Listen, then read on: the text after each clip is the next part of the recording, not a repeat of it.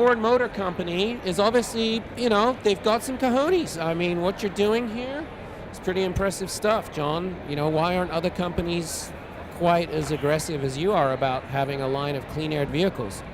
Well, I really can't speak to other companies, Josh, but I know for us, when we think about energy security, but more importantly, climate change and climate stabilization and doing our share, we know that we need to put ourselves on a path that's going to be using less petroleum-based fuels and more renewable fuels that, electric vehicles and hydrogen vehicles could run on. So while we don't need those types of vehicles in huge numbers right now, as you know, with the new technology, you got to start somewhere. You build the awareness, drive down the costs, so that when you need it in large volumes, it's there, and that's our approach. I see. And this approach, is this ethanol only, or do we have like a hybrid drive system here? Well, yeah, this is an interesting vehicle. This vehicle happens to be a plug-in hybrid, which means that there's a plug up in the front to actually plug the vehicle in. So you could probably go the first, 30, 40 miles just on electricity. After you go that first 30 or 40 miles on electricity, if you still need to go farther, then the engine kicks in. This particular vehicle runs on ethanol, E85 ethanol, and as you know, ethanol is a domestically grown product. Then what happens when it goes to ethanol? Yeah, so ethanol is cleaner than gasoline for sure. A lot of it depends upon where the ethanol is produced from. Is it produced from corn? Is it produced from sugar cane? Is it produced from what we call cellulosic, which is any plant source? So it does all vary, but the bottom line is ethanol, is cleaner than gasoline, and like you said, with the electric portion, that's zero emissions from that energy source. And it's a liquid fuel source that's becoming increasingly available at your traditional fueling stations in the country?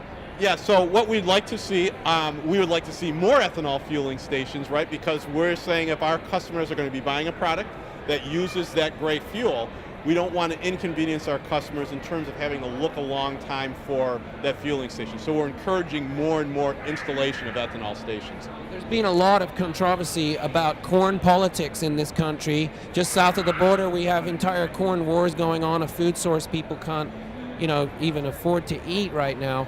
Is corn your primary source of ethanol you recommend, or do you think that other sources will become available? Well, that's a great question. So in the United States, there happens to be a surplus of corn. So I think using corn to produce ethanol in a responsible way, not an unlimited way, in a responsible way, makes sense. In other parts of the world that we actually produce vehicles in and sell vehicles, like Brazil produces their ethanol from sugar cane. Again, where it's responsible use, it makes a lot of sense. And the real cool thing, Josh, is that we're looking for this breakthrough in cellulosic ethanol. And cellulosic ethanol, in a very simple way of putting it, is ethanol produced from any plant material. And what you would really like to be able to use is what we call agriculture waste. So instead of using the corn kernel, the corn husks, everything else that you don't eat, actually using that to produce ethanol is a breakthrough that they're working on, which I think will be fantastic. And, we just talked to the hemp booth, and surely if ever there was a cellulosic crop, it must be hemp. I'm talking about industrial hemp, making the best rope in the world as a food source. What's your feeling about that? Well, we're actually looking at hemp, as a reinforcement type material for a lot of our plastic components. It's an alternative to petroleum-based products for plastic components. So we think hemp has a lot of promise, not as an energy source to burn or to convert into ethanol, but actually as a replacement of petroleum to produce a lot of the parts that go into our vehicle. Legend has it, Henry Ford himself produced a car, some people say 100% out of hemp, certainly out of, I believe, organic materials, correct? Yeah, no, that is correct. So he used hemp, he also used soy.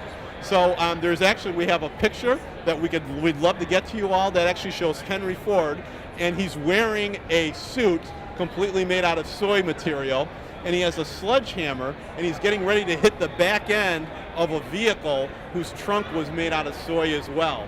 So he was really a big proponent of using renewable materials, right, which is plant-based materials, as opposed to petroleum to produce vehicles, and that was how many, 100 years ago. We're not so arrogant that we think only our scientists could come up with the solutions. We know that battery companies and smaller companies, maybe a person in the garage, could also be coming up with those solutions. And we're open to, don't care who comes up with them, let's just get them all together so that for the good of the battery electric vehicle industry and for the good of the planet, let's get this stuff into our products as quickly as possible. So there it is, folks. I mean, everyone in America's got a brilliant electrical engineer, inclined uncle or someone in their family. Go be a vendor to Ford Motor Company. Help them pioneer what all the motor companies need to pioneer, which is non-fossil fuel powered vehicles. Now, there's a company out of Utah we've heard of called Zero Emissions Utah. We're from Utah, and the air pollution problem there is horrendous. It would probably benefit all Utah people to drive vehicles like this. This company, they've been producing a kit that will allow you to extract the guts of any fossil fuel powered vehicle and convert its power system into a very efficiently charged electrical system. It is a plug-in, so we do have your cottage level, your mom and pop tinkers here that are producing an accessible and easily affordable kit to most Americans to convert their cars right now to plug in entirely electric and very efficiently delivered energy. The question is, while I personally appreciate what you've just told me about what Ford Motor Company is doing, and I believe other companies should follow your suit and do, why is it that these other companies, these mom and pop size, they have this technology? When this technology has been out for a long time, why is it that, the big companies are unable to access it? Why has it not already happened? I mean, like I said, we've run out of time. Yeah, so it's a good question. So I think there are a lot of good ideas and a lot of good concepts out there. And oftentimes what we find with some of these technology concepts that the smaller groups come up with, that they make a lot of sense, let's say, in the lab. When we need to put them in mass production and you need to consider all the safety elements and everything else, sometimes it's more challenging to go from that concept to where we are right now. But now in saying that, oftentimes what we'll find, Josh, is maybe their overall package that they would like to deliver to us, we can't mass produce, but there might be elements of it where we say, there are 2 or 3 things that you're doing with your package that we can incorporate right now. So sometimes those don't always get the same amount of press as a small company selling wholesale something to a larger company. That's a very good answer. Appreciate your time. Thank you so much. All right, Josh.